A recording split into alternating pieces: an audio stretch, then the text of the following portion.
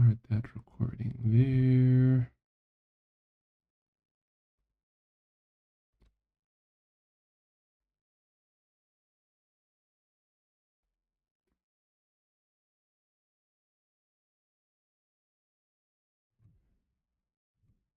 Close this, close that. Give my crustiness because it is cold. Very, very cold. I don't know. Are we gonna wait for them? How long are we gonna wait if we're waiting? Maybe 5 minutes. I'm just gonna open up the assignment and then, yeah, just start.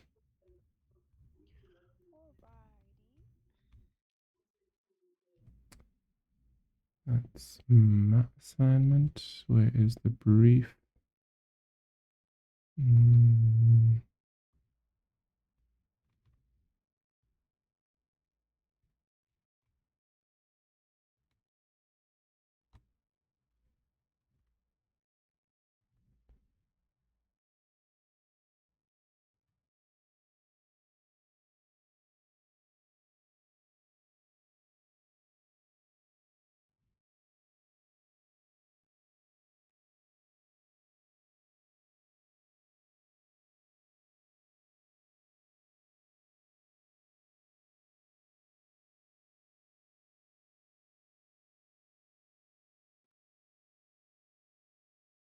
And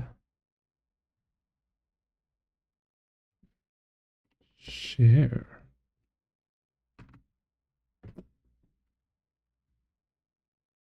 Are we recording? We are recording.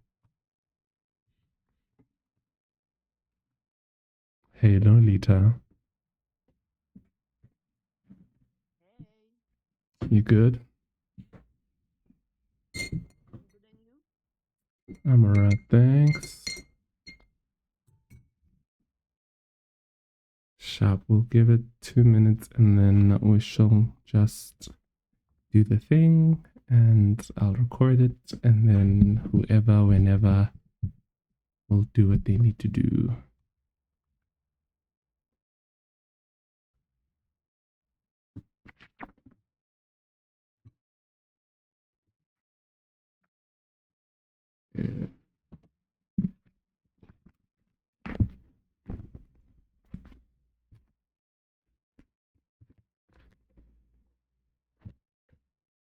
And Kayla, how you doing? I'm good.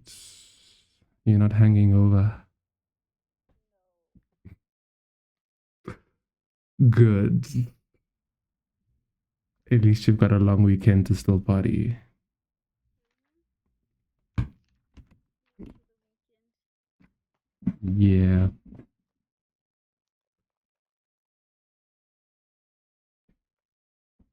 Forgive my crustiness. It is cold, y'all, but you'll be looking at the screen, not me. So, bum, bum, bum.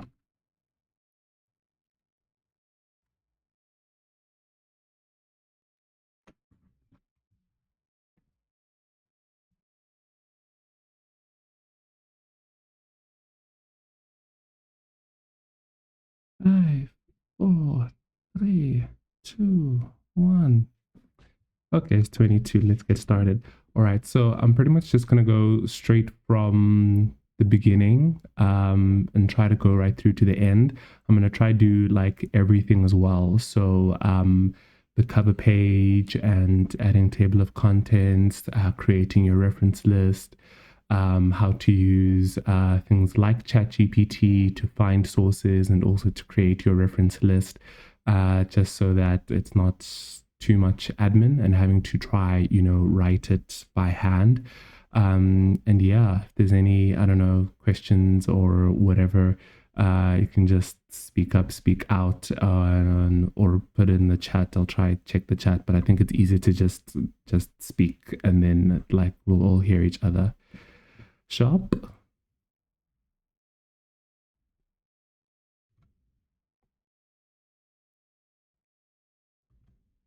We'll take this silence as a yes. Okay. Is my screen sharing? Can you see it? Awesome. So let me go from the very beginning. So if you download your assignment from Call Campus, I'm going to hope everybody's been able to download it from Call Campus. But maybe just because I said I'm going to do everything, let me go through that as well. Not that page. I think maybe this one. So when you log into Call Campus, you can go to modules and then you can go to digital marketing, for example. And then the one that you must use is in modules. So I've seen some people using the one under assignments and it doesn't give you the full question. But the best way to do it is go to Call Campus, click on modules, click on digital marketing, and then click on modules at the bottom. Then it's written FA1 brief. And then it opens this page where the assignment is there. And you can read the assignment online. You can also download it. And then when you download it, it downloads as a Microsoft Word document. So you will need Microsoft Word to open it. You can download Microsoft Word as an app onto your phone, your tablet, or you can open it online as well. So if you do have any issues with opening it, you can hit me up and I'll figure out a way to do that. The other way to look at the assignment is by going to assignments. So this is the other way I was saying people have been trying to read and do their assignments, but it's missing a lot of the information. So when you go to assignments, you'll see that there's the FA1 thing and it writes down the questions and like the marks, but it doesn't give you a lot of the detail and all the other information. So I'd probably say download the doc and rather use the doc. Once you've downloaded the doc, it looks like this, which I'm sure everyone by now has opened it. Tells you all about what the assignment and the assignment codes and what. It gives you this the brief. It's an individual assignment. Then it starts with the case study, the so-called story. That is for question 1 only. Then there's question 1 and 1.2. There's question 2. There's question 3. There's question 4. And then about 20% or 18% of this entire assignment is literally just spelling and punctuation and writing good sentences that make sense and referencing properly. So 20% of it is literally just that. In advertising, it's 25%, which is crazy, but that's that. And then they have a rubric again at the end of the thing. And then at the very bottom is where your cover page is. Now, this is why it's useful that it's a Word document, because what you want to do is that if you're still haven't started yet, for example, you can just open a new Microsoft Word document. Sorry, I used the shortcut, but you can open a Microsoft Word. You can also use Google Docs, which is online. It saves automatically to the cloud, but you can open a new Microsoft Word document. And then you can click, for example, just on the previous page before the assignment, hold the Shift button on your keyboard, and then press the down arrow. And when you press the down arrow while still holding Shift, you'll be able to copy everything that's there. Then you click on your mouse and you say copy, and then you go to your Word document and then you say paste. And you want to paste keeping the source formatting. So what I mean by that is when you are using the Microsoft Word, you want to say paste and keep the source formatting. All that means is that it will look exactly like it looks like on the document that it comes from. So that's the first thing you want to do. And then you can fill in your details. One thing that I did extra, but you don't have to do. But in my advertising assignment, which I think is somewhere here, or maybe I closed it, but I'll just show you, is that to help make it obvious what assignment it is, I just added these 3 extra blocks, which I'll show you here. I added these 3 extra blocks, which say what's the subject code, what's the assessment event title, what's the assessment event code, and all that information you can get from the original assignment. So if you go to, for example, the marketing assignment and you go to the cover page, the subject is digital marketing 1. So you can basically just copy that and then you can paste it there. And that also just helps them know, but also you know that this is the subject that this assignment is for. So your cover page is done. And then I don't know why this says summative assignment. It should say formative assignment 1. So they made a mistake, but your cover page is pretty much done. And then you fill in your information. And then it's possible to tick these boxes here, like digitally. I'll just have to figure out how to do that again with these. But it is possible to tick these boxes, and it is also possible to sign here digitally as well. So you'd add your student number digitally, and then your name, and then you can sign digitally as well. I'll just check how to do that again at the end so as not to waste time now. The next thing you want to do is to make sure that your thing has a contents page, because you have different questions. So how you do that is you create a new page, and then on Microsoft Word, you click on references, and then you click table of contents, and this thing should pop up here. And then you can choose 1 or 2. I usually choose number 2, and you'll see it says table of contents straight away. Now, how to use the contents page is that you have to add headings in your assignment as you go along. So how you do that is you go to your next page now. It must be a clean new page. And then you can type in question 1. And then when your home section, you can click on styles, and then you can click on heading 1. For example, question 1 has 1.1 and 1.2.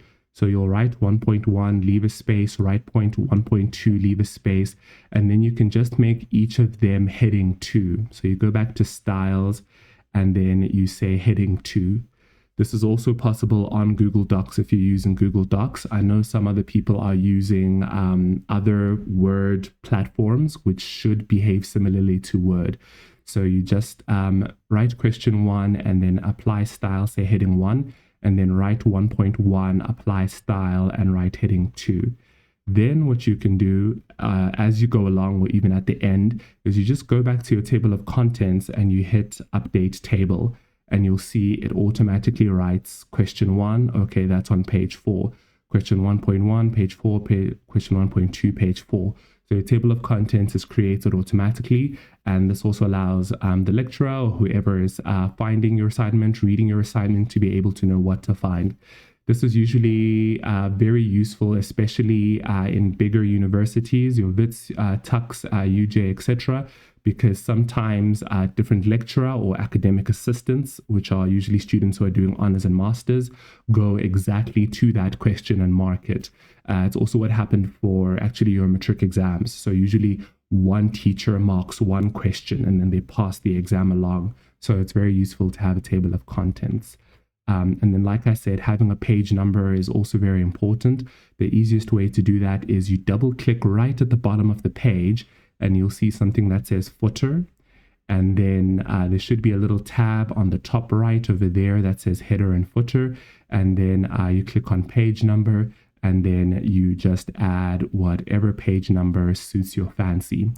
Usually a good page number, or the best page number, is one that tells you how many pages there are and which page you're on, so that if people ever do print it, etc., they have the full stack of your document. So yeah, that's pretty much the first admin.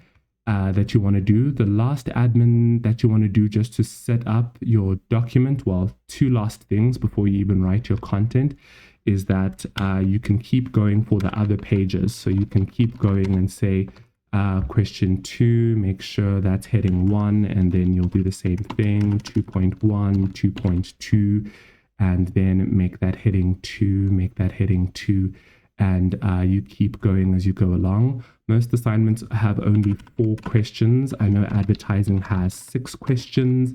So it's just the same thing. And this just helps whoever's reading your thing and marking your thing be able to see that, okay, they have written all the question numbers.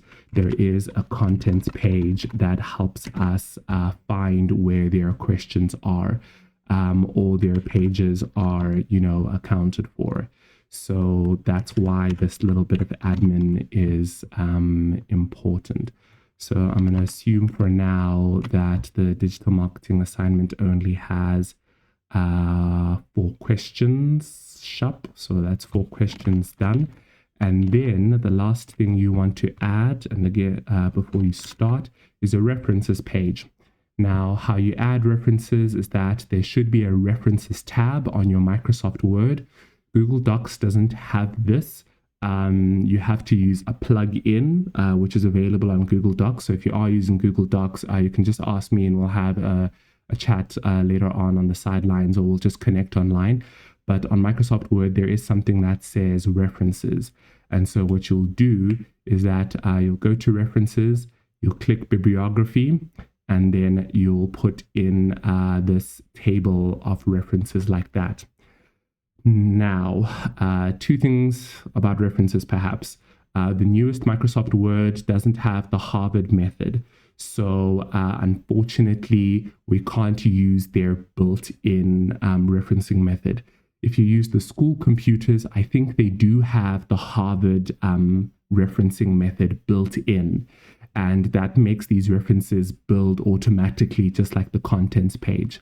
So for now, it's just to remind you that we are using Harvard, and the Microsoft newest version doesn't have Harvard here. But how it would work if it did have Harvard, or if you're using a computer that does have Harvard, is that to create a reference, you would click Insert Citation, and you would click Add New Source. And this box would show up saying, okay, what information do you want to put in? So, for example, here, they have book as the default, but there's journal article, there's website, there's document from website, there's a whole bunch of things. Most of us will be using website, and you can see there it wants you to write in the author the name of the web page, the name of the website, the year, the month, the day, and then the URL. So this is what you'd fill in. But let's say, for example, we're referencing the marketing book itself. What you would do is that you would select book, and then you would open the marketing book literally to the literal second page where it says copyright, what. And then you would start adding the names of the authors, like Mayor S, and then Aslam V, and Della Priya S, and then Archibald G. Let me just check if I'm doing this right. Oh, if you're adding multiple ones, I think you want to, well, there's 2 ways to do it, but you can just write all their names like that. Archibald G, Bean K, and then so on and so forth. Burger S, and then De Villiers J, and Sharp KL. So that's all the authors. The name of the book is Marketing Decoded, a South African Perspective. the year of the book. You have to go back to that page 2. The year of the book is 2019. So you can see at the top it's written Copyright Edge Publishing Education 2019. The city is Cape Town.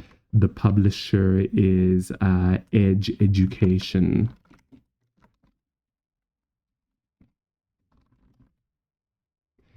And then you'd basically say, okay. Now this you can see here is that it's creating the in-text reference automatically. Let me just make this normal again.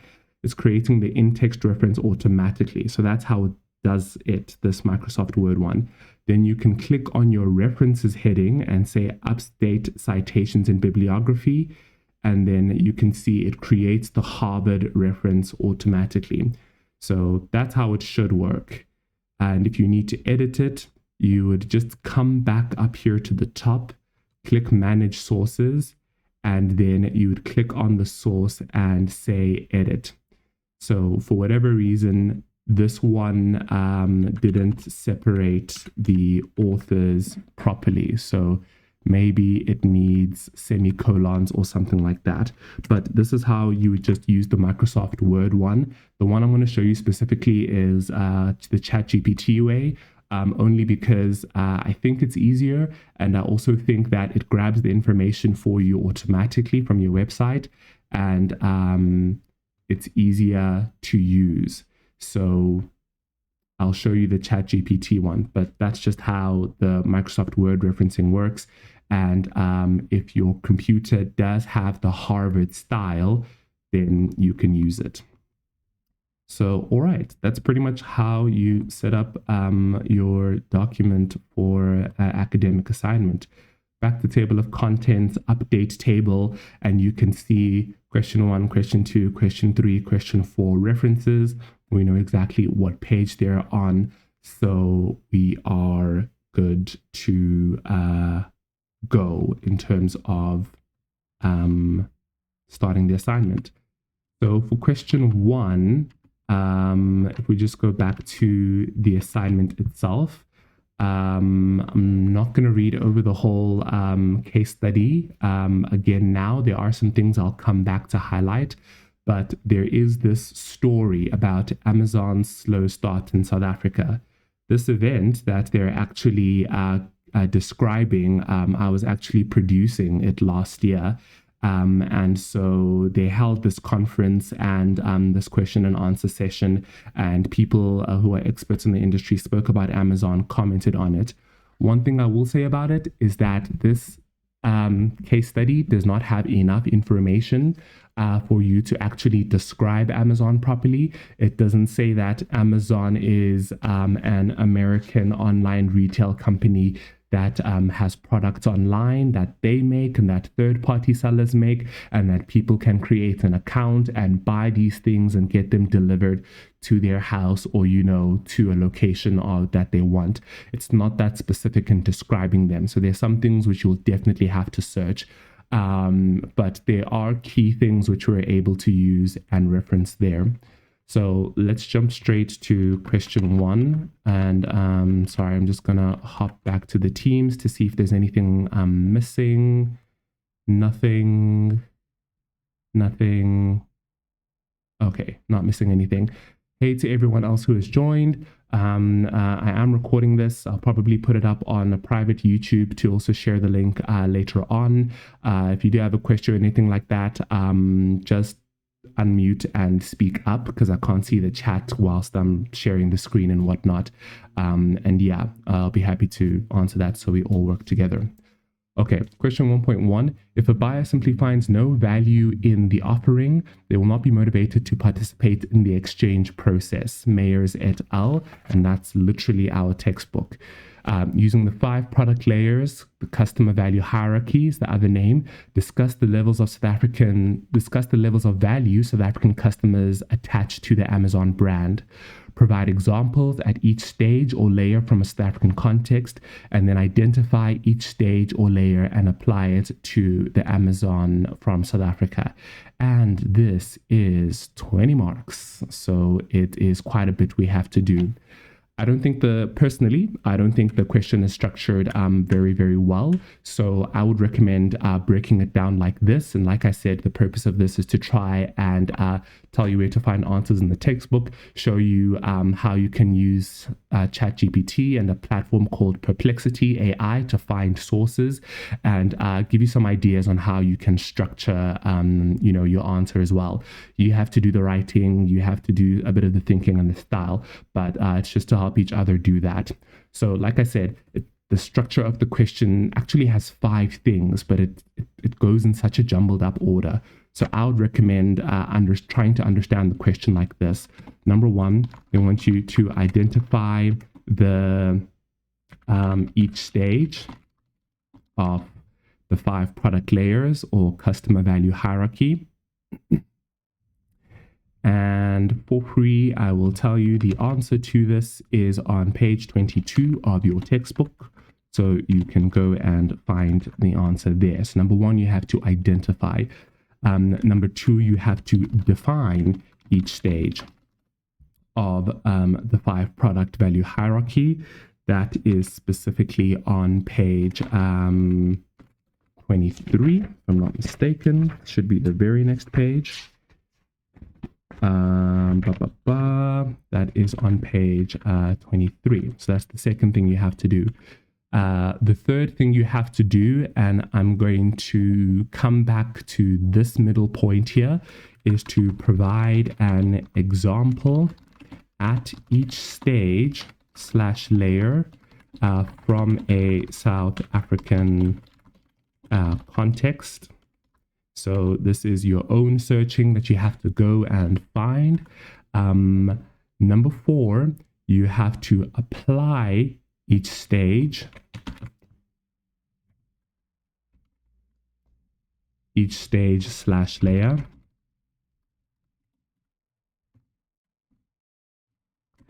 to Amazon from a South African context. And number 5 is discuss the levels of value South African customers, almost in general, attach to the Amazon brand. So these are the 5 things you have to do for this question in order to get the full 20 marks. So like I said, if you have your textbook in front of you or near you, which I hope you do, this is on page 22. I'll see if I have my phone linked here quickly, so I can just access my pictures. But that page looks like this. Sorry, I can't zoom in on this app. Click here. Oh, they should be in my downloads already. Sorry. Click here. Go to downloads. And it should be these 2 pictures. Oops, not that one. Oh, so many things. So it's not those 2 pictures. So I need to just quickly save this so I can open it nice and big so you can just see. But like I said, it's on page 22 and it's on page 23 of the textbook. Save, downloads, open this one. So these are the 5 levels that they are talking about: the core benefit, the basic product, the expected product, the augmented product, and the potential product. So these are the 5 things that they want you to identify. So you have to state these things where they say identify.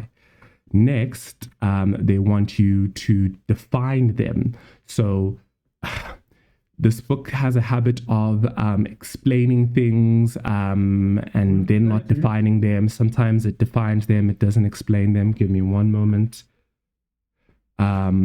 So personally, I went and found some other definitions, but yeah, They want you to identify it. So core benefit is how you identify it. And then the definition that you would use, for example, is the description that it puts there, for example. So that's the first two things, identify and define. Number 3, provide an example at each stage or layer from a South African context. So here, choose a South African brand. Now, I would say choose a direct competitor to Amazon South Africa, which makes it a bit easier, but choose an SA brand like, I don't know, I've just used this example recently, Dark and Lovely.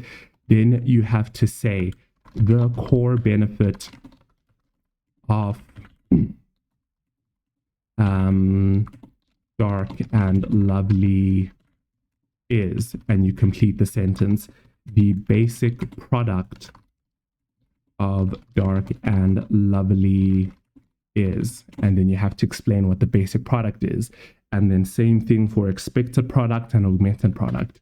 Do not forget, you have to reference. So you would have to add your in-text reference, which would be Mayer, I think, et al., full stop, comma, 2019, comma, page, P full stop, 23, for every single one. Every time you write the definition, for every single one, you have to put that bracket, you have to put the reference, because sorry, I've misplaced it. So for not the South African one, but for every single time you identify this, you have to put the reference. For every single time you define it, you have to put the reference. And then when you find your South African example, then you will have to put the reference of that South African brand and where you got the information from, which I'll show you how to potentially structure it just now. But these are the 5 things that you have to do. So that's number 3. Find a South African example, and you have to say the core benefit of Dark and Lovely is, the basic product of Dark and Lovely is, the expected product of Dark and Lovely is, and finish the sentence. Number 4, you have to apply it now, these 5 stages, to Amazon from a South African context. Here again is where I say they did not give us enough information about Amazon in the story. So we have to actually go and find it. But the thing you're going to be doing is to say, again, the core benefit of Amazon in South Africa is ... So let's take a trip down the rabbit hole and show you how to find a source and how to reference that source. So there is a website that is called, let me just do this via Google. There's a website that is called Perplexity AI. Perplexity AI is a AI search engine specifically designed for academic work. What it does is that you ask a question like ChatGPT, it finds the answer for you, but it also tells you what the source is for the material. So let's say we were being very literal. What is a core benefit of Amazon as a product, let's say. So this is just to show you how it works. So you can see, you type in the question, it begins formulating an answer. Not only that, it begins giving you sources. So the sources are listed all here at the top. And then when you click on a source, it will open a new tab and take you to a website where you can read information about that particular question. And you have to find it because it's trying to put together many different things that are sharing information about what you've asked. So you still have to read the website and then find the quote you're going to use. But the idea is that you ask your question, it starts to formulate an answer for you so that you also understand what you need to do, and then it can also give you sources. Now, This helps you not only understand and prepare to answer the question and give you sources, but it also challenges you because you cannot copy this as your answer. Anything that is searched here is a part of this website's database. So if you copy exactly what it says here, that will be flagged for plagiarism. You still have to write your own answer now that you understand. But what this specifically helps you do is that it helps you find sources using this number. So using these little number as sources. So you can see this explains one of the potential core benefits is that it's a customer-centric approach. It focuses on providing consumers with the lowest prices, the best selection, and the utmost convenience. We click on the first link and it opens the first website where it begins to talk about Amazon. As we read and we scan through here, it begins to tell us what Amazon is and what it does, and it begins to describe it. This one, as I'm reading it right now, the style of language that they've used is very easy and relatable. However, it's not very formal and academic. So this is an example of where we'd want to paraphrase this. We would have to say, Amazon, if we were writing ourselves, Amazon is an online shopping platform that allows sellers to sell products on their platforms, and it also sells its own brands. For example, that is how we would try and paraphrase this. If you look at another link, for example, perhaps you'll get a better explanation of what a core benefit of what Amazon actually does. So you can see you actually have to read through this. So now, how do we do the referencing, for this? So how we would do this and how I'm saying you can get help doing this very quickly is by going to a chat GPT, for example. Make sure you create an account, make sure you sign in, for example, and then you give it a title. And then it'll say, hey, what are you trying to do? And you can just tell it, I need you to help me create a Harvard reference list, and in text citations, I will give you the link and keep sharing them as I go along. And it should say, okay, sure, I'll generate the Harvard references and keep going. So now, for example, we'd go to this website, we would copy that link and we would paste it here and we would say go. So it searches it, it tries to read the website, and then it creates your reference exactly how it should be on Harvard referencing method. The person's surname, the date, the name of the thing, the name of the document, the name of the publisher, the date where you can find it. Here, someone's microphone is on. Is that a question?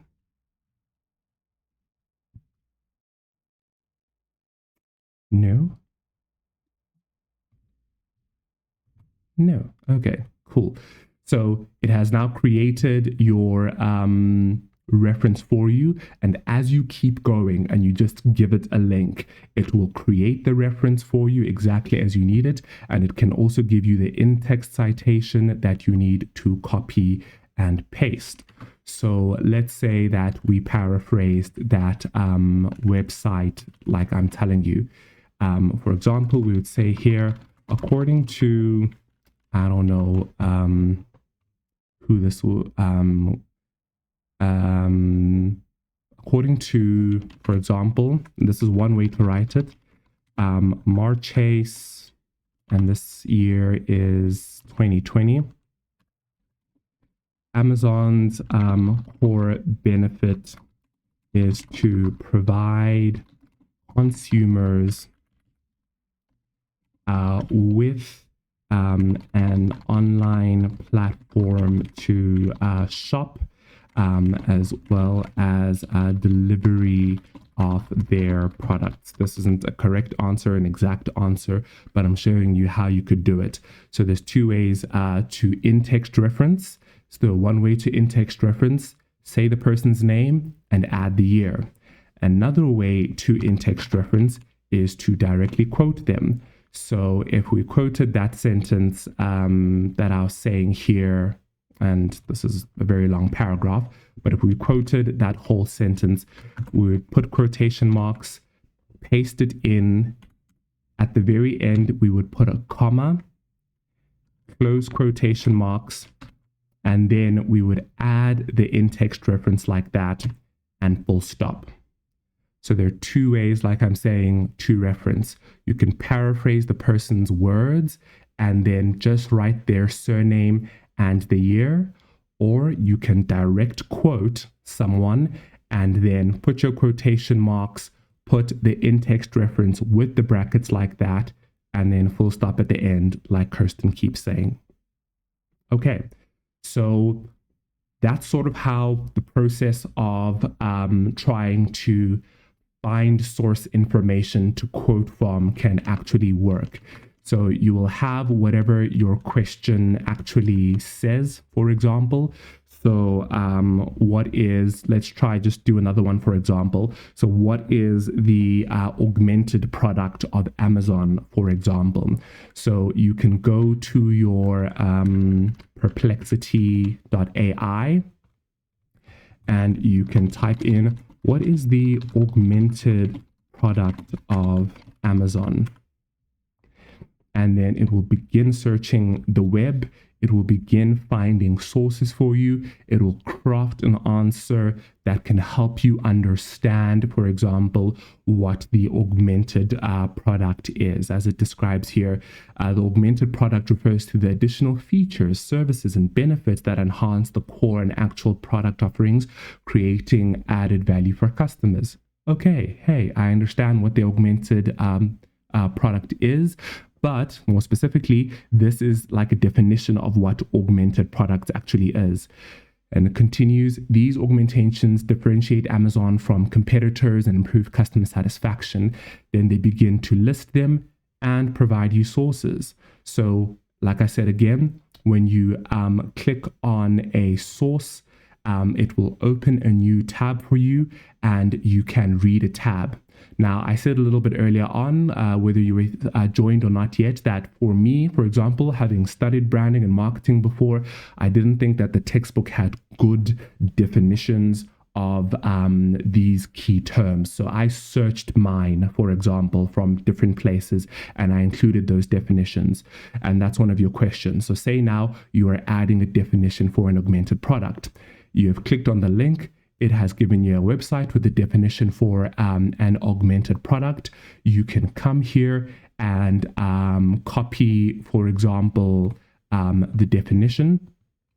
And then you can come back to your assignment document and you can say, for example, let's do this in a table. Let's do this maybe in a list format, this example, or a bullet point. Why aren't you creating bullet points? So let's say, for example, we have augmented product for question 1. So there would be 1 tick just for saying augmented product. Next, you would add definition and you would paste the definition there. Don't forget your quotation marks, for example. Add a comma, add your quotation marks. Then you come back to the website, you copy your link, you go back to ChatGPT and you just tell it the next one. You paste your link, it goes, it searches. And then once it has searched, it will come back with this. So it comes from due.com. There's no specific date, augmented product available at, and the date you accessed it. Now, as much as possible, we don't want things that say no date. So if you do get into a situation like that, for most web pages, you can assume that the date is the current year. So you can just add the date as 2025. There is another technical way to find the date by going through the code. If you want me to show you that, I can some other day, but really that's admin. So you don't need to go through the code. If something says no date, and sometimes we find that a lot on company website, you can just tell it to add the date as 2025, because the website is online, it is live. And even though this might not have been updated in 2025, at least we know that it's live and active in 2025. Here's your in-text citation, and then copy it and bring it back. Hello. Hi, sorry. With that, if it shows the date of when the website was last edited, can you use that date? Yes. Okay, thank you. Cool. So that's one mark for, say, identifying the thing. That's one mark for the definition. So let's say you were doing this question in bullet point format. Then you can say application to South African context. And then, like I said, dark and lovely, I don't know, differentiates itself by being proud black or slash African hair product. And then it continues to say, how does it exceed the expectation of the buyer? It exceeds the expectation of the buyer by, I don't know, something like lasting long.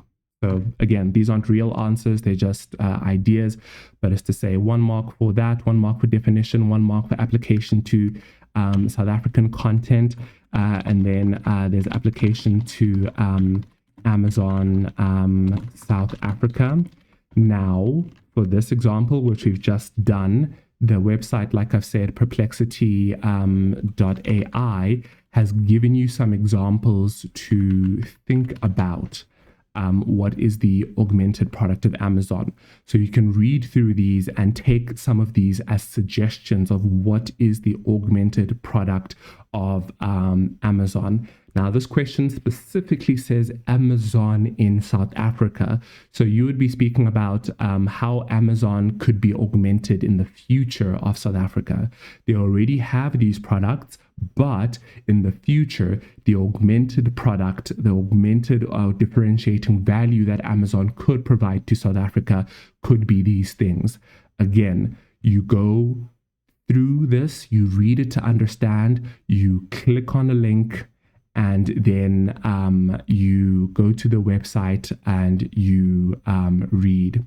Now, most of these ones seem to be focusing on the definition more than Amazon itself. So again, you sort of need to read through the actual website to see, hey, is there something I can use here as a source? But you would say, okay, cool, this is the application to Amazon in South Africa, yada, yada, yada. And then lastly, like I said, the last thing that you have to answer for question 1.1, the levels of value South African customers attach to the Amazon brand. Here's how to think of this question. What value could South Africans get from an augmented Amazon South Africa product? So think of answering that discussion question this way when you have to write this part. So this is where you would say South Africa could get value from augmented Amazon products when they become delivered in their own languages, or the website is in their own languages, or they have more local brands, or I don't know, they have WhatsApp customer support. So whatever it is, you then answer, this is the value that South Africans could get from the augmented South African brand. This is the value that South African could get from the potential South African brand, and so on and so forth. So remember, you got to do, for 1.1, you've got to do this 5 times. The core product, the basic product, the expected product, augmented product, and the potential product.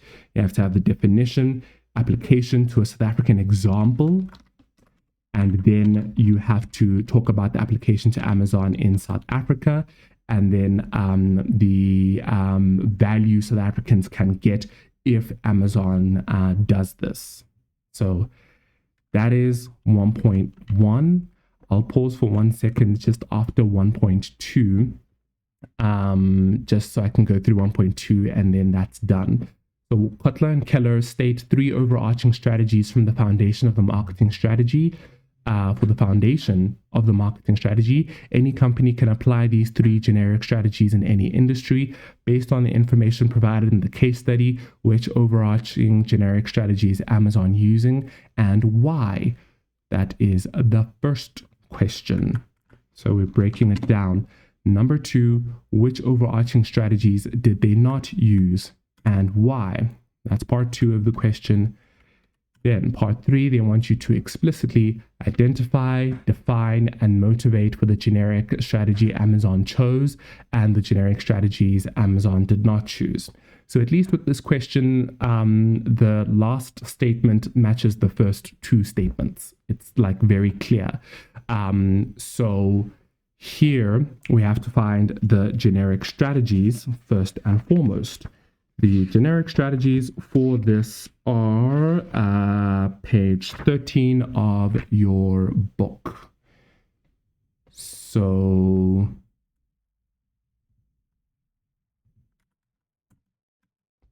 let's just add that here.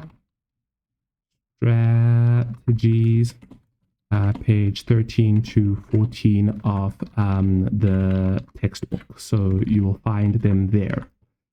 Then it says identify, define, and motivate for the generic strategy of Amazon and the generic Amazon strategies that they did not use. I'm just going to first pop these questions just on the answer page so we can see them here. Then we'll go back.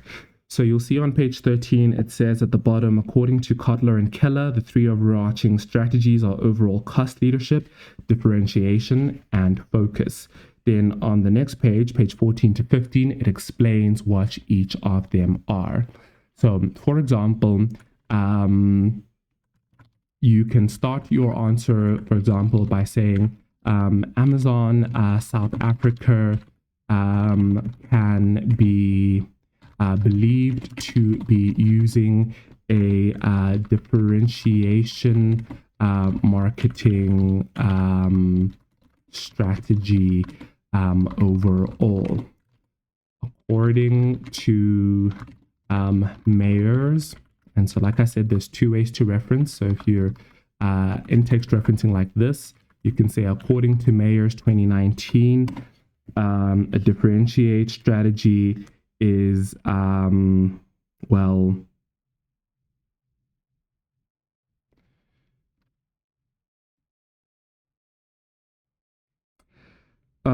again, they don't really give a definition. So I don't think it's great. They give examples, they give explanations, but they don't really give a definition. So let's just go through our process again, for example, once more, and ask Perplexity, define a differentiation marketing strategy. And then it goes forth and it searches, it explains it for you, and then there are links. So we click on one link, it opens up something that's quite credible, Eton Business School. And it says the very first line, differentiation strategy is a business approach where organizations make unique, distinct offerings to their customers to stay ahead of competitors. Again, for example, you can copy that. So maybe this time we won't say according to, but we can do it as a direct quote. go back to your website, for example, copy, come back here, tell it DJ Khaled, another one, and then it will go and create your reference. And then you have your reference, you have your in-text citation, you copy it, and then you bring it back to your document here. Okay, so 1 mark, you've identified your main strategy. Number 2, you've defined your strategy. Number 3, you have to motivate your strategy. So this is where now you have to go back to the case study and find quotes that support why Amazon could be using a differentiation strategy. So for example, we could grab this as a quote. Amazon has access to 3,000 pickup points, 24/7 customer support, easy returns, yada, yada, yada. So that's 1 point. If there's anything else that you can find that differentiates Amazon here, then you can again quote that. Now, you have to quote this case study as well. Just because it is in your assignment, it doesn't mean you don't have to reference it. You have to reference this story that is in your assignment as well. So again, they've thankfully given it to you already, but so that it appears in your reference list at the end, I would say copy that link that is below the case study, the story. And again, like we've been saying, take it to your ChatGPT, paste it there, it will search it, it will find the way to reference it, and then it creates your reference and your in-text. So again, you have to even reference the story, the case study that is in the actual assignment properly. So you would finish off your thing. Now, this is very, very like short the way I'm doing it, but you'd finish off your 1.2 by saying that, let me just copy this from my assignment so I don't have to rewrite this sentence that I don't want to rewrite. Advertising, digital marketing, let's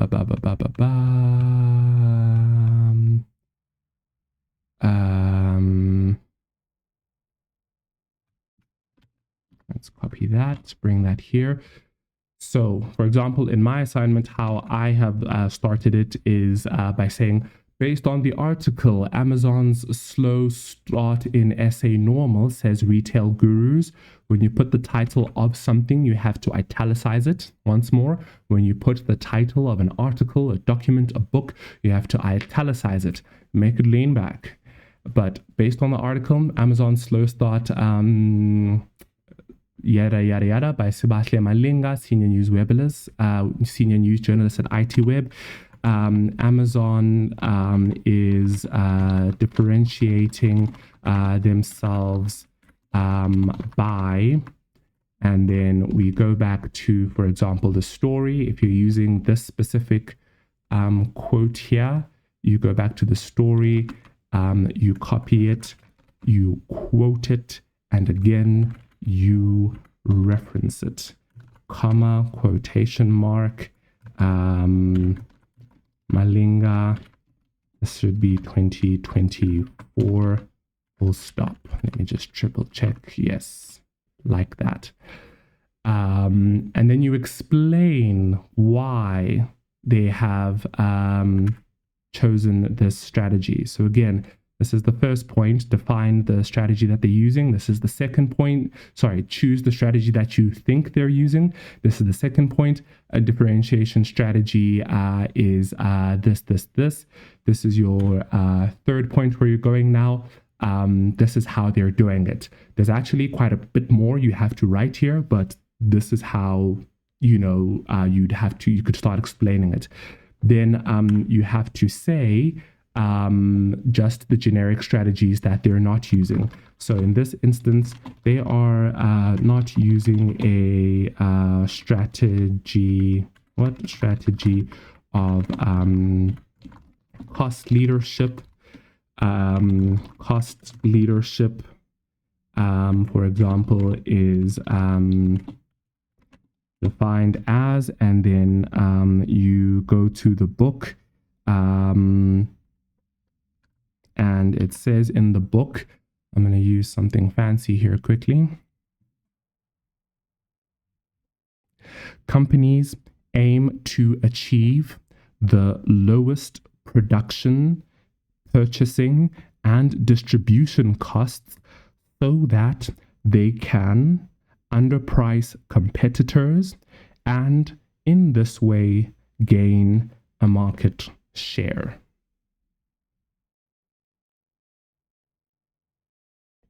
Cool. I just used the text to type thing, but yeah. So you would quote, and this is a quote from the textbook, and then comma, quotation mark, Mayers et al, full stop, comma, 2019, comma, P, full stop, 14, close bracket, full stop. And then you still have to explain this. And you would discuss this according to the article. There is no evidence suggesting Amazon is doing this. So you'd read the article again, see if you can find something to support that. But according to the article, there's no suggestion Amazon is doing this. And the same thing again for the other strategy, focus. They are also not using a focus strategy. A focus strategy would be da-da-da-da-da. The article also doesn't suggest that Amazon is particularly targeting a specific group of people. And then yeah, any way that you can explain it. So that is question 1.2. All right. Questions?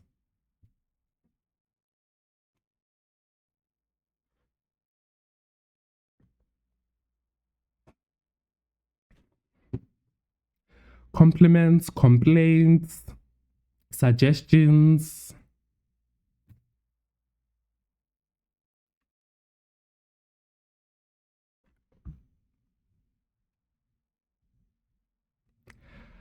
All right.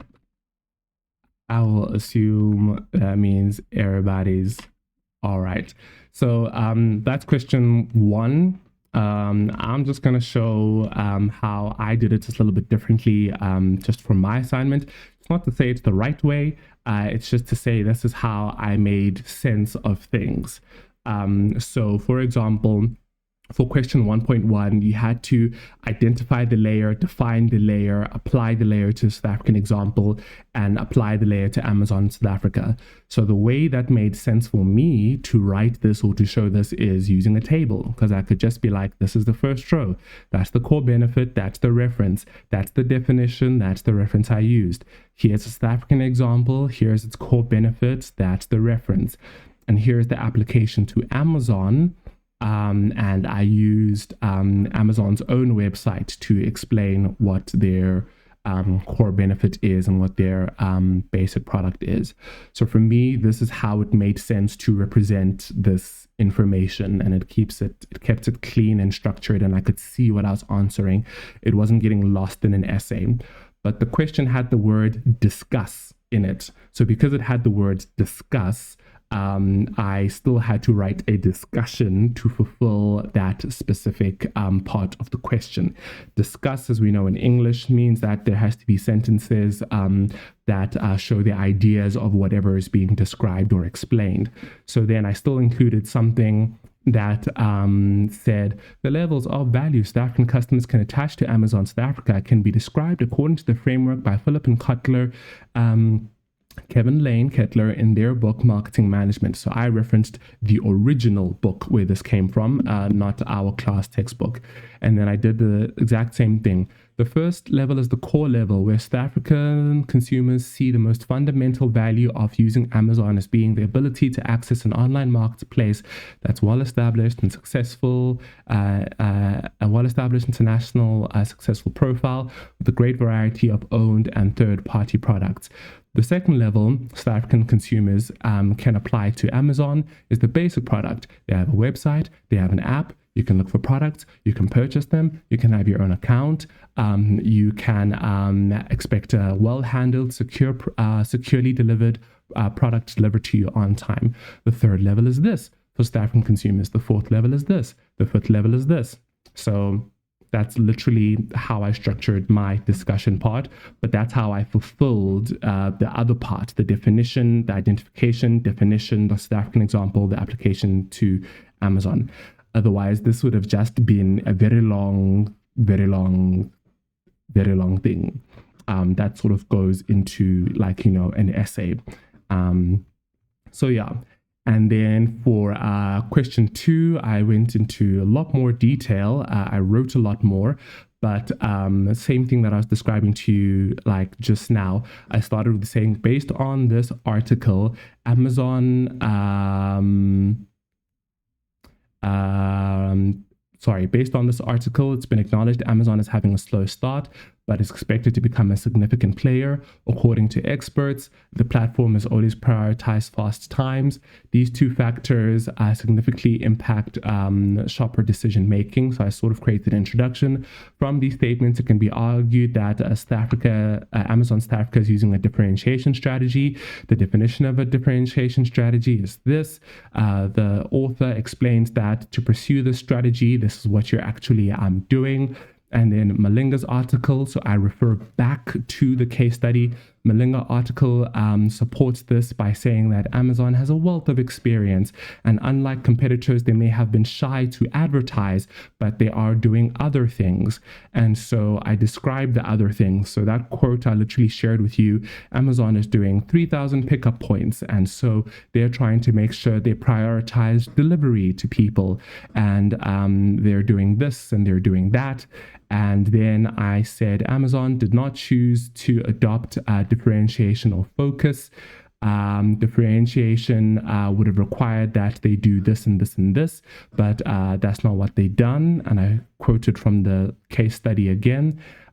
Focus would have also required, and I wrote a lot of stuff here, but they didn't also choose a focus strategy, and focus strategy is a very narrow market segment, and given that Amazon wants to capture the maximum market share, they want to get everybody, they're unlikely to do a niche focus. So I created a sort of longer discussion to answer this question in detail with examples from the case study and outside the case study. But yeah, that's pretty much how I did it. It doesn't have to be this long at all. I think when I checked mine against something else, it had literally summarized it to 3/4 of a page. So you just have to identify the strategy that they're using, define the strategy that they're using, give examples why you think they're using the strategy, state the strategies that they're not using, and then try to state why you would think that they're not using these strategies, at least according to the case study. So that is question 1, and where to find the answers. Question 2 jumps straight along to the SWOT analysis. So a competitor is a company that offers similar products or services to the same consumers in the same market or industry. From the case study, identify 2 strengths and 2 weaknesses for Amazon from a South African context from the case study. So for this example, I think I'm just going to jump straight to how I formatted for my assignment.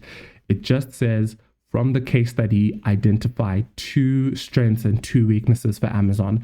So again, here I was like, let's do a table, homie. So I literally was like, strengths, weaknesses. The article by Smang Mang Mang Mang Mang says this. This could be a strength because Amazon is American, which means they have a lot of money to support Amazon South Africa, so they will be successful. Strength number 1. Then I said strength number 2, Amazon South Africa is trying to approach third-party sellers. They also have an Amazon South Africa marketplace, which is exclusively South African products. This is a strength. They're supporting the local market, yada, yada, yada. Reference the article. Malinga 2020-24, full stop. I did also, I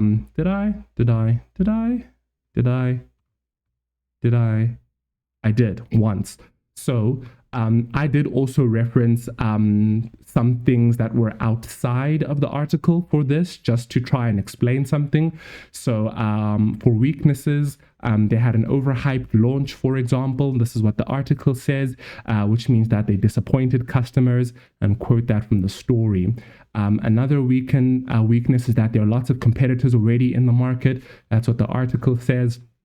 And the other competitors, like, will see Amazon as a threat and, increase their investment and whatnot. And then I quoted, no, I didn't. Sorry, I was just referencing it. So, okay, I didn't actually do what I said I did. But long story short, for question 2.1, it's just strengths, just weaknesses, directly from the essay. Of course, another way you can do this is, again, in literally bullet points. So you can say strengths, and you can literally do it as the first strength, and then yada, yada, yada.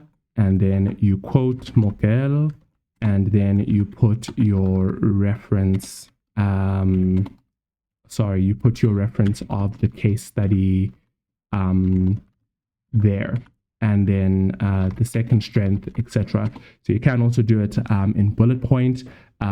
Just for me, the table structure made sense, so it's fine. And then, of course, the weaknesses. And again, question 2.1 directly from the case study. Question 2.2, identify 2 competitors for Amazon mentioned in the case study. I've seen some people not use people mentioned the case study. Identify 2 competitors mentioned in the case study. Justify why they are competitors. Conduct secondary research and provide 2 strengths and 2 weaknesses for each competitor. 11 marks. So let's break this down again. So first, identify 2 competitors from case study. Second, justify why they are competitors. Now, technically speaking, a competitor is anything or anyone that someone else chooses to buy from or spend attention on other than you. So even Checkers can be a competitor here. I don't know, Facebook Marketplace could be a competitor to Amazon, as dodgy as it is. So technically speaking, a competitor could be anything that consumers go to buy from instead of you. But here it says specifically from the case study. So you have to explain why they are mostly direct competitors, why they're doing the exact same thing as Amazon. And then you have to then do your own research, but the main thing is provide 2 strengths and 2 weaknesses for each competitor. So 1, 2, 3, 4, 5, 6, 7, 8, plus minus 4 for referencing. Sorry, I'm just counting the marks. But these are the 3 things you have to do for 2.2. Identify the competitors, explain why they are competitors, provide 2 strengths and weaknesses. So again, going back to the article first. Let's go back to the article first. They mention a few competitors a couple of times. First, they say online rivals such as Bob Shop, Massmart-owned macro marketplace, Takealot, and Zando. So those are competitors identified. 1, 2, 3, 4 competitors identified in the case study. Are there any others? I know they mentioned Takealot again. Yeah, I don't see any others, but there's 4 competitors which they've identified: Bob Shop, Macro Marketplace, Takealot, and Zando. So that's part 1.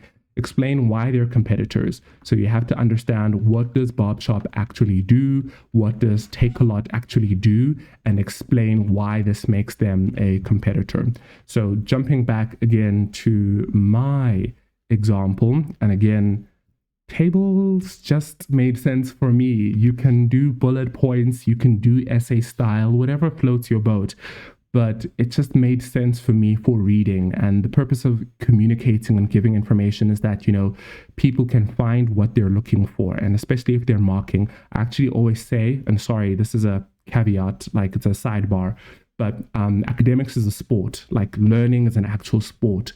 Learn the rules, do things exactly how they want you to, in the way that they want you to get the maximum marks. We can debate and fight with the teacher, like in class or outside, but do exactly what they want. Make it easy for them to find your marks. This is literally stuff that teachers also tell, school kids. Don't go on and on. Write neatly, make it easy to find your answers, say exactly, what you were asked to find, that sort of vibe. But in any case, this again is the example of I did it. So I said, okay, you want the competitor, you want why they are a competitor, you want 2 strengths, you want 2 weaknesses. Shop. Here's a competitor, Takealot. Here's what Takealot is, and I reference where I got that from. Here's what makes them a competitor, and I explain, or I use this quote to explain exactly what Takealot does in comparison to Amazon, and try to describe that this is the exact or similar business model to Amazon South Africa. Then I talk about their strengths, and I find references, and then I find their weaknesses, and I find references. Same thing here as we did before. You can use Perplexity to help you find the answers of this. So you can say, for example, the strengths of Takealot South Africa as a business, for example. It goes forth, it searches, it finds sources, and then it begins to describe things that you can use or refer to as strengths. And then, again, I cannot stress this enough, again, open the links, read the actual source, because you need to quote from the actual source. Cannot stress that enough. But they give you the place where you can find the information that supports what it actually says. No broadband. Okay, Takealot targeted for its dominance in South Africa. This source describes that Takealot is big, and it is successful, and it's got third-party sellers, and they've got significant investments in logistics and a high quality of service. And this article tells you that there's concerns as well. So these are weaknesses. So there's an article that says that there needs to be new regulations that enable competition and prevent anti-competitive behavior. Someone says that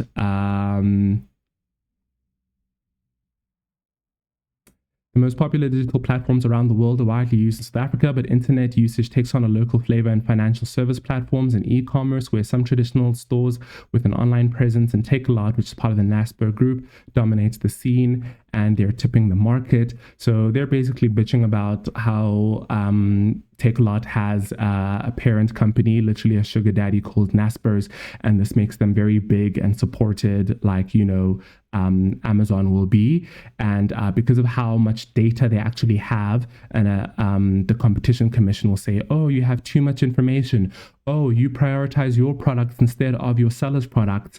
Oh, you try to fix the products of, you try to fix the prices of products.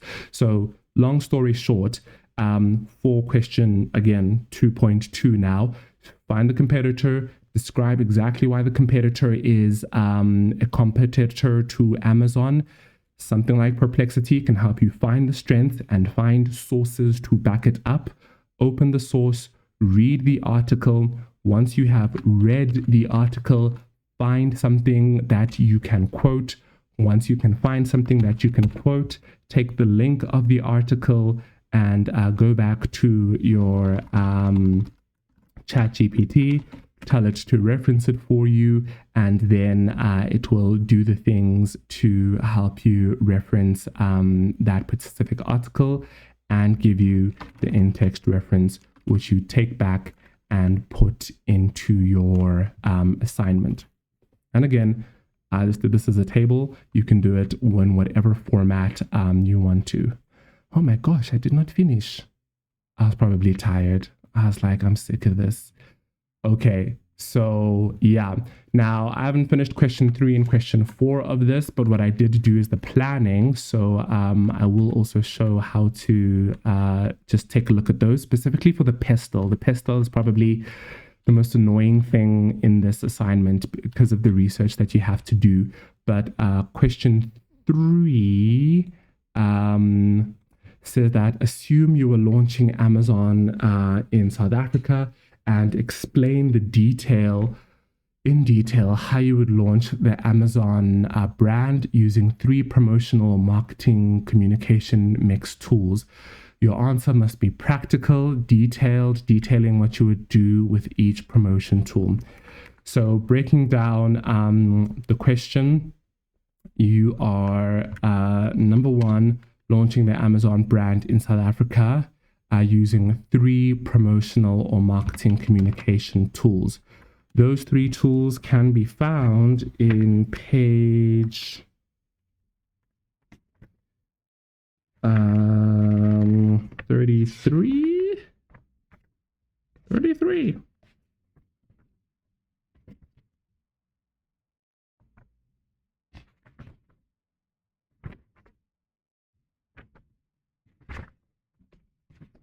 I am just triple checking.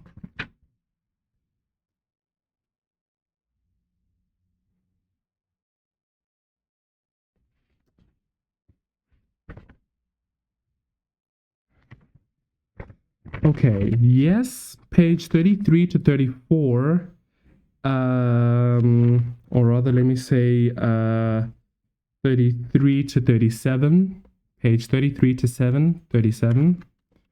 Explain some of the promotional tools, page 33 to 37. I just wanted to check chapter 2 again, but chapter 2 is mostly the environment, macro, micro, market. So yeah, they are not there. Yeah. So for question 3, you'd be looking at page 33 to 37, the promotion mix and the promotion tools that they have there. Then it says your answer must be practical and detailed and showing what you would do with each promotional tool. So none of this needs to reference the case study, but it's more so a idea of how to promote Amazon in South Africa or how to launch the brand. Now, like I said, the promotion tools are there on page 34, 35, 36, 37. In fact, they're summarized on page 34. So when I was planning to do this, I was like, all right, here are all the promotion tools: personal selling, advertising, sales promotion, events and experiences, direct database marketing, online marketing, public relation. Then I was going to explain the technique of how it actually works. Then I was going to give an example of how to actually use the technique, because as the question says, you need to practically detail what you would do with each promotional tool. So this is your own description. The only time you need to reference here is if you're using particularly an idea from someone else. So you can say that, I don't know, we want to do an underground launch party similar to Red Bull, and then you can quote or reference that, but you don't explicitly need to. The only thing referencing helps with here is give a comparative example. So it shows like, okay, it's been done before like this. I'm not necessarily sucking this out of my thumb, but if you describe something well enough, you don't have to actually then, find another reference to support it, etc. You just have to detail how you're going to use the technique in your own words. It is 15 marks. So there's mark for the 3 promotional techniques. There's probably going to be something for explaining, describing the techniques. So that would likely be another 3. Then I would definitely say detailing what you would do with each promotional tool. One thing definitely to try and do here is explain 2 ways or 2 to 3 ways in which you would use this specific tool. So I would use, personal selling, I don't know, at malls. So Sandton, Rosebank, I don't know, Mall of Africa, etc. And I would get the people to do an activation right by the food court in all of these malls. Another example of personal selling I would do is that I would partner with other corporations, the biggest corporations in South Africa, and I'll get people to go and do those activations for Amazon South Africa, giving vouchers in their actual companies.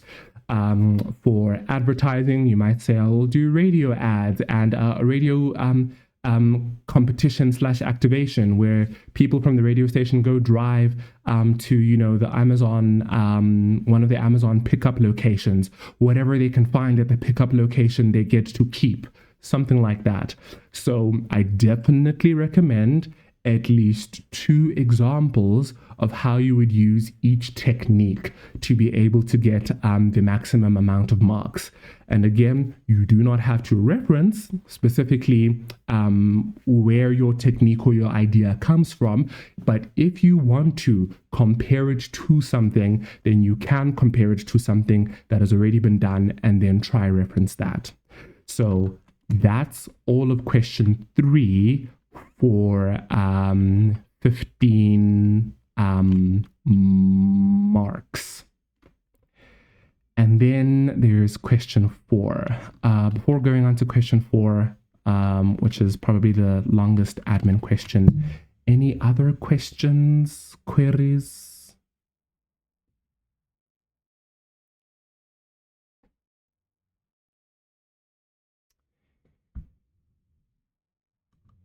Nothing. Okay, cool, sharp.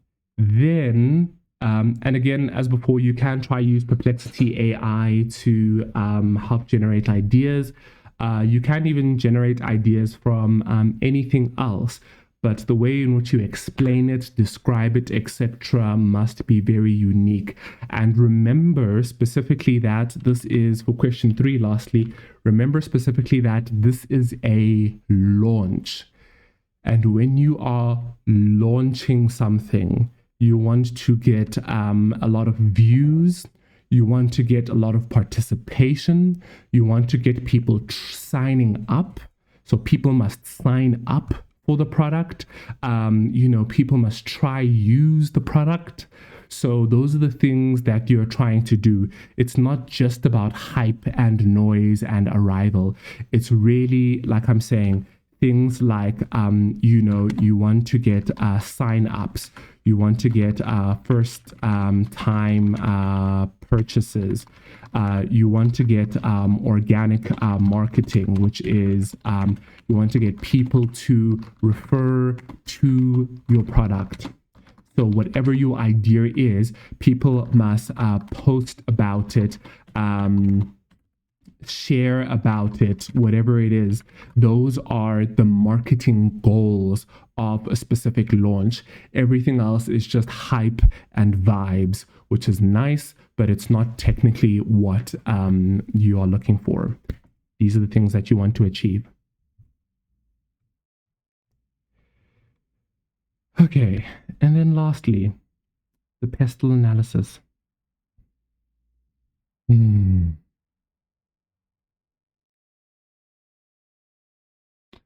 There's 2 parts to 4.1, and 4.2 is the easier part. Let me start with 4.2 as the easy part, literally just to like explain it, and then I'll wrap up with 4.1. So 4.2 says categorize the identified factors in 4.1 as opportunities or threats. It's only 5 marks. So quite literally for 4.2, all you got to do is basically create a table or something like this. And you don't have to, did they say 4 or 5? I'm missing one. So 5. So let's just add a row here, for example, below, and add one more. Okay, so for question 4.2, only 5 marks. It's really easy. No explanation, no nothing. Based on what you've written in 4.1, in 4.2, you can just create almost a table that's exactly like this. And based on what you've written, you'll just say, is this an opportunity for Amazon in South Africa, or is this a threat? Is this an opportunity for Amazon in South Africa, or is this a threat? That's literally all you have to do for 4.2. There's no discussion, no explanation, no nothing else. All you have to do is categorize, so some form of categories for those things as opportunities or threats. So that's 4.2 done. 4.1 is the pestle analysis. Firstly, the pestle analysis is pretty much all of chapter 2, but they sort of go into detail on it from page 56.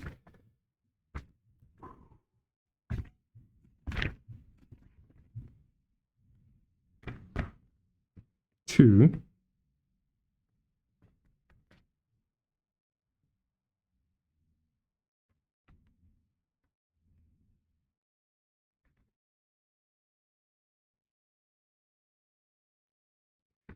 76.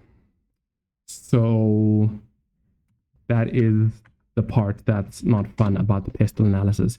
In the textbook, page 56 to, I said 76, right? I just lost the page. 56 to 76. Which is 20 pages. And it's interesting that both advertising and digital marketing are doing this at the same time. Advertising is obviously like doing it much better than digital marketing. But in any case, the point of mentioning these pages is that these are the pages that explain what pestle actually is. And these are the pages where you can quote and define any of the 5 factors. So here, for example, again, if we adopt my table format, for example, you'd say this is the analysis factor: political, economic, technological, environmental, legal. This is the principle, for example, of the factor. So I hadn't added this, but this is where I would, for example, use a quote, or for example, quote a definition or an explanation of the concept from the textbook. So I would literally, again, describe or discuss what that actually is. Then I would still at the same time actually create another problem, or sorry, another column that contextualizes it. So in this political factor, we would say, how would we use this?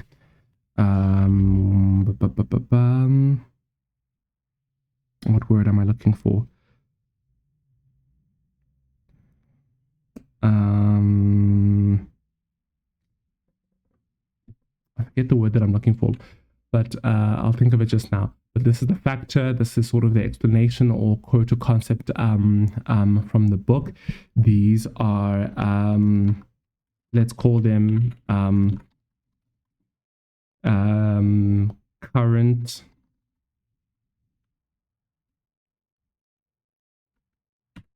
I don't know. I'll find a better word later on.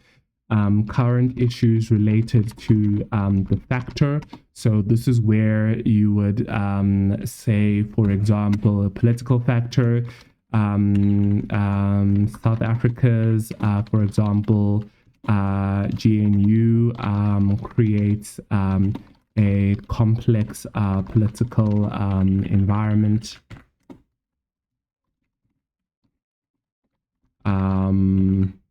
Requiring a lot of negotiation and compromise. It has been viewed as a business friendly coalition. However, compromises in government decisions, such as the recent budget statement, has led to conflict within the political sphere and consequences, or should I say negative consequences for the economic sphere. So perhaps not the best example to use here, but this is something just off the top of my head. And then, like I said, you'd be able to use perplexity to identify key political issues in South Africa right now. So the GNU is a key political issue in South Africa right now.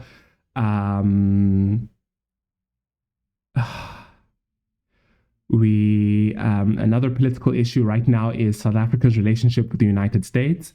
So that's another key political issue that can affect South Africa and America's relationship. And of course, Amazon is American and is owned by people who support Donald Trump and the government.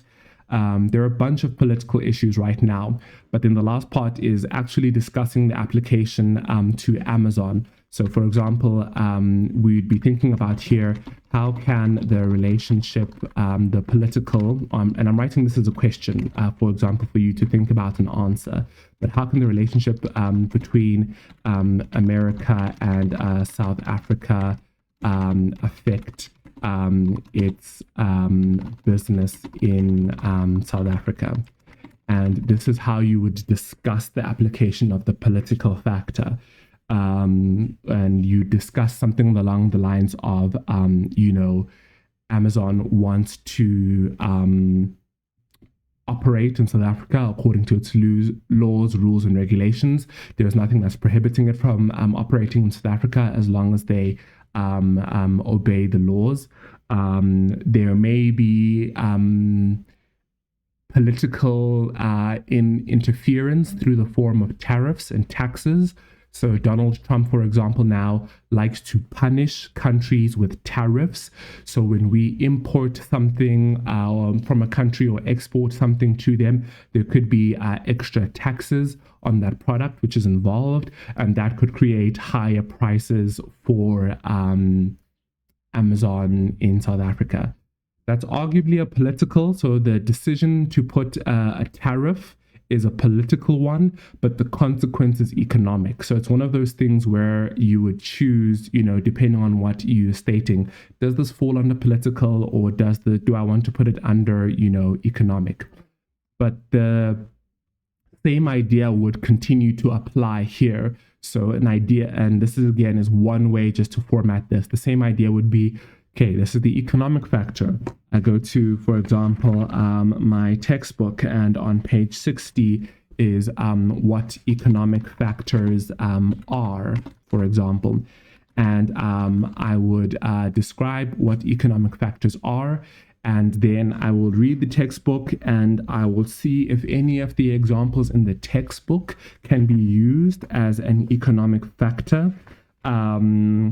For that explains what's happening in South Africa. And then I'll also see if I can use it to explain how this could affect Amazon in South Africa.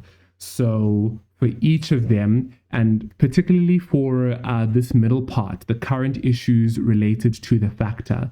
So this is the part specifically that you'll have to search.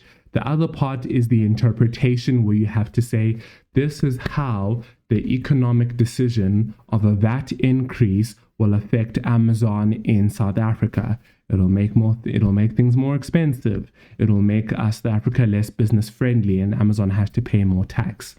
In the technological environment, I don't know what's happening. For example, here's an example. Well, it's only in, I think, city of Johannesburg, but in city of Johannesburg right now, a recent bylaw has been passed that says that anybody with CCTV is very strictly responsible for maintaining and protecting their CCTV footage. And people cannot share their footage on social media or with anyone else if a crime has been committed, because it needs to be given to the police, for example. And so if you've ever seen those videos on TikTok or wherever where people show someone getting hijacked or something getting stolen, and then other people are able to trace them and find them, that's something that helps a lot. But if now there is a law that impacts the use of technology in South Africa, then that will mean that, for example, Amazon, if Amazon uses, how shall we say, if Amazon uses storage containers where people can pick up and drop off their parcels, and they have CCTV cameras to monitor them, Amazon will not be able to use the general public around them to be able to share the video and find the people as soon as possible, something like that. So that's both, again, here it's a tricky one, because that's both technological and legal. Technological is great because you can use this new technology and you can protect your stuff, and there's not a lot of licenses or stuff required.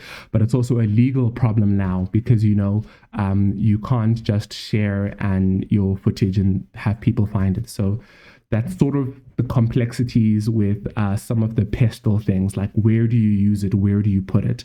But the long story short is, again, try to find, using Perplexity, things that are immediately happening in our country, things that are current economic issues, things that are current political issues, and then think about, or again, ask Perplexity, how could this affect Amazon as a business which has launched in South Africa? How could this affect their delivery? How could this affect their products? How could this affect the privacy of their platform? How could this affect the environment? Like, can we recycle Amazon boxes? That's environmental. Is Amazon going to be using diesel trucks, or they're going to be using electric trucks? That's environmental. Various different things like that. So you want to try and find the most recent political, economic, technological, social issues using, like I said, Perplexity. It will find you sources, and then you say how this will affect Amazon. And then, like I said, for 4.2, all you say, and most of the time, before I go to that, most of the time when we do a pestle, everybody expects it to be negative, but it doesn't have to be negative. If Amazon is getting a tax discount, that's a political decision because they have to create a law for that, but that's an economic benefit for them. If Amazon is using, 6G technology, and that has now got a license in South Africa, that is a good thing. And so I say that to say, when you come to this table, and you choose something is an opportunity or a threat, it's very possible for things to be an opportunity and a good thing for Amazon in South Africa. So yeah, that's just to say there's a lot of negative bias when we use pestle and SWOT and things like that, but it doesn't have to be negative. You can find positive things and explain how this could impact Amazon. Last thing to say on this, how many marks?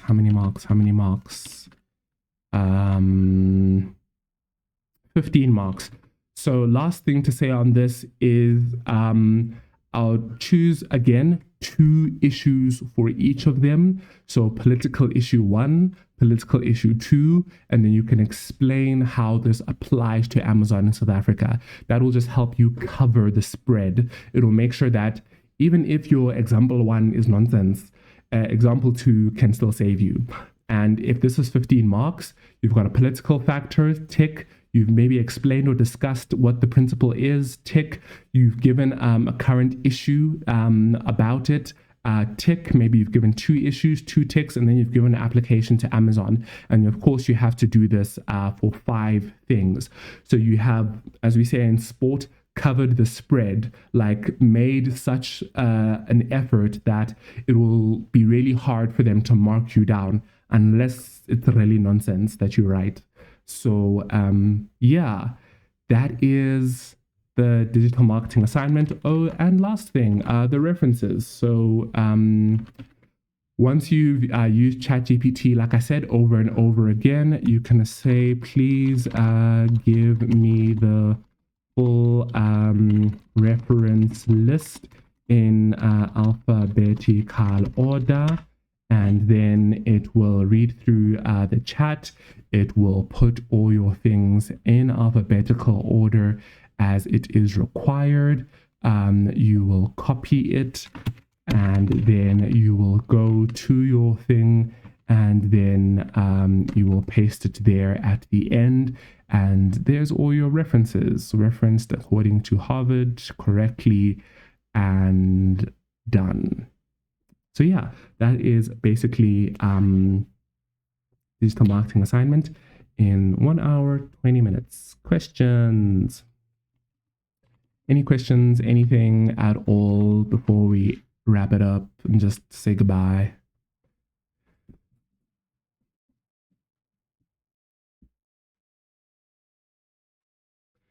Yeah, this lighting is doing the worst things.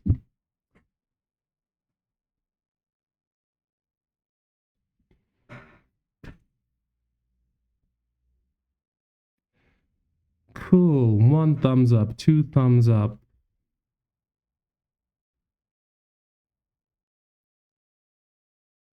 Cool. So I will take that as we are right. And I have recorded this, and I will pop it up on like a YouTube channel and a secret YouTube channel, and share the link to be able to go back to, or for other people.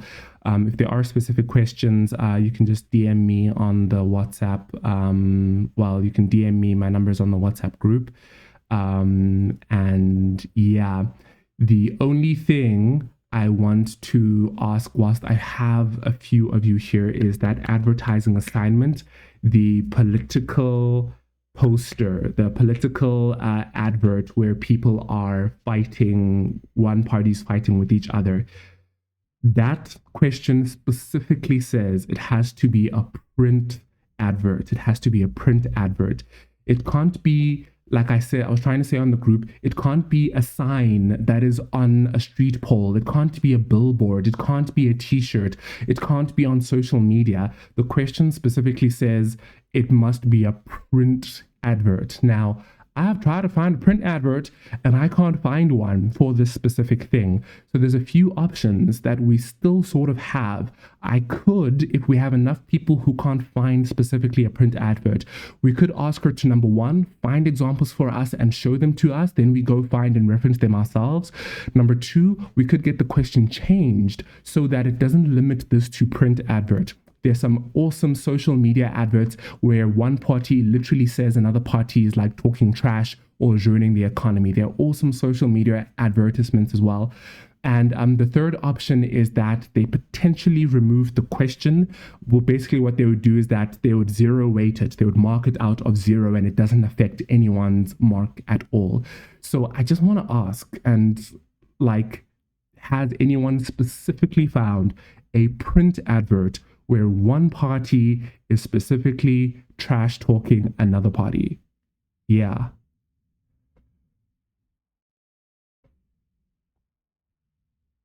Yeah, go ahead. Well,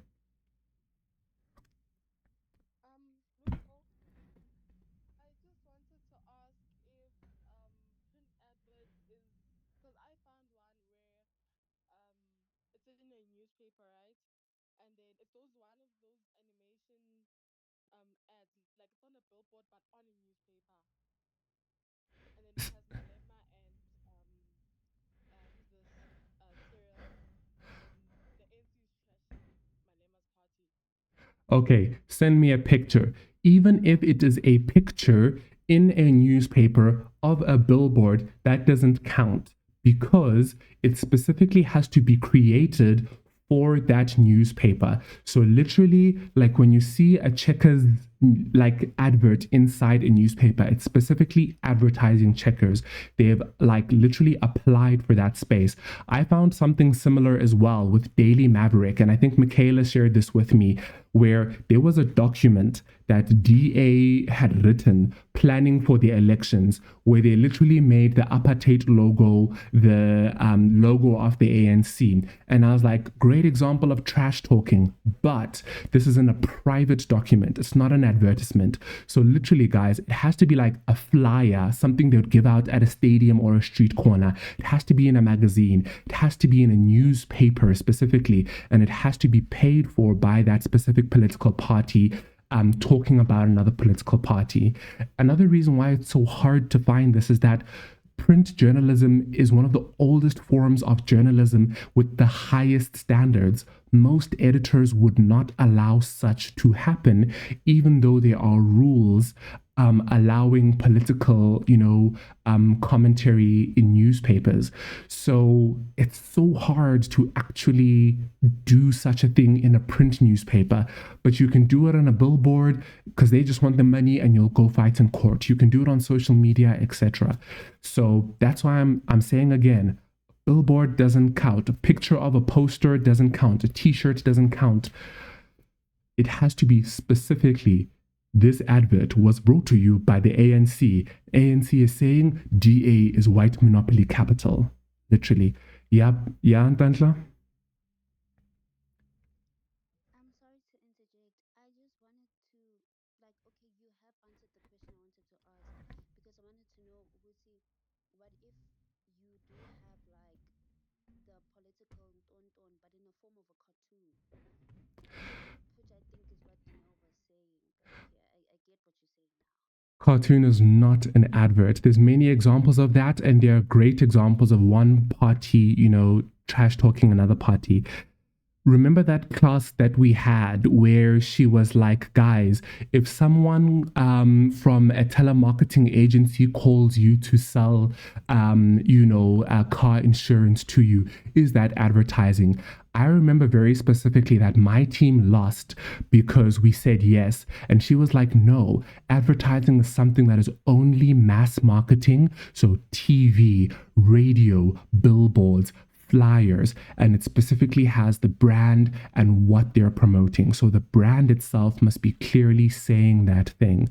So, and again, I'm not trying to rip up anybody's work or anything like that, but like also having been a bit of a teacher myself, I know that if I was marking strictly, if I see a photo of a sign on a billboard, it's wrong. It's not a print advertisement, because it's on a street pole. Street pole is outdoor advertising.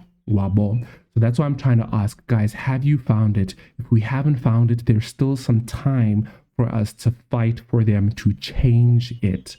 So that's why I'm really, really asking for anybody's help, everybody's help. You still have your hand up, Dino, or are you good?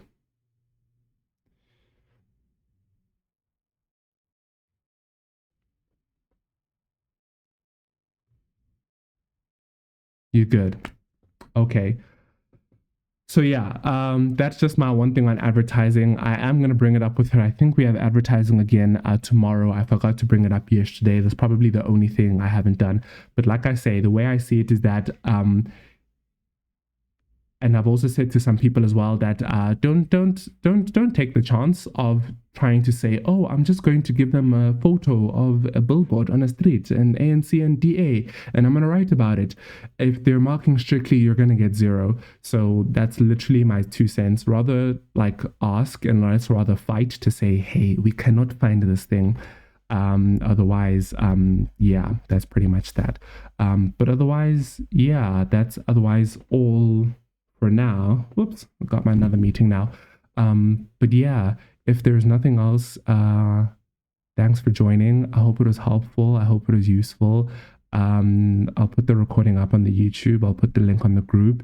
And then if you have like other specific questions for your stuff, you can DM me and we'll just connect online or at the library or something. But thank you.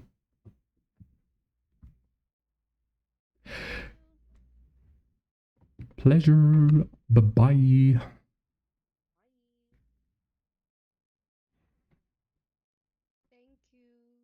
And it's a pleasure.